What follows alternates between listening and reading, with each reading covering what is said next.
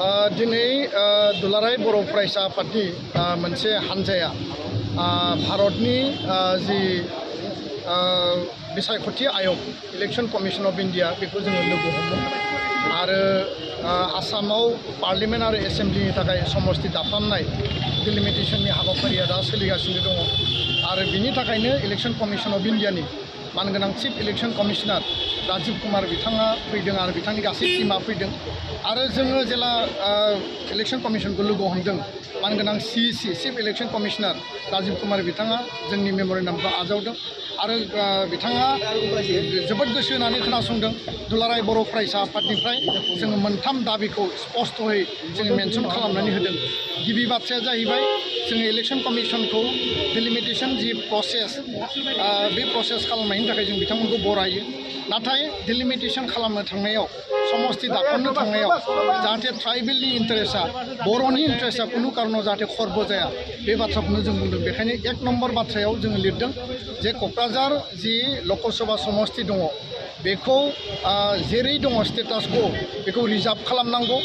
जेरै डिफुआ हिल्सनि थाखाय पार्लियामेन्टआव रिजार्भ आरो क'क्राझारा दा प्लेन्सनि शेड्युल माने 6 शेड्युल एरिया हिसाबै दिनै रिजार्भ जानानै दङ बे स्टेटास को जानांगौ कुनु कारनाव भायलेट जानो मोना। जों दाबि खालामदों जे आउट अफ 126 आसामनि जि विधानसभा बिनि 14टा समस्ति मोनब्रै डिस्ट्रिक्ट बिटिआरनि बे 6 शेड्युल जि बड'लेण्ड एरियायाव मोनब्रै जिल्लायाव 14टा समस्ति जों दानायनि बाथ्रा जों प्रप'जेल होदों प्रस्ताब होदों आरो बिनि 8टा समस्तिखौ शेड्युल ट्राइबनि थाखाय माने एसेम्ब्लियाव विधानसभायाव रिजार्भ खालामनायनि थाखाय जोङो दिनै प्रस्ताब होदों आरो लोगोसेनो पार्लियामेन्टआव मोननै समस्ति क'क्राझार 4 शेड्युल ट्राइब STनि थाखाय आरो उदालगुरि समस्ति मोननै दानो थाखाय जों दिनै प्रस्ताब होदों आरो जों माखासे जास्टिफिकेशन होदों जे BTC दानायनि आन्दोआव बेयाव ट्राइबेल रिजार्भेशनखौ 75% 40टा समस्तियाव 30टा रिजार्भ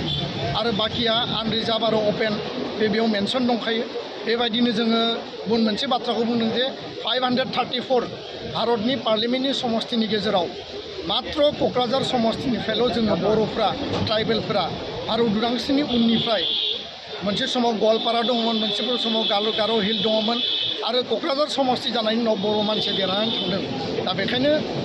भारतनि 543 सीटआव जुदि बर'फ्रा देरहानांगौबा क'क्राझार समस्तिनिफ्रायबो जों देरहानो हायो आरो बेखायनो जों स्पष्टयै बुंदों कुनु कारनाव क'क्राझार समस्तिखौ जाहाथे ST रिजार्भेशननिफ्राय बोखारा। थांनाय समाव जों नुदों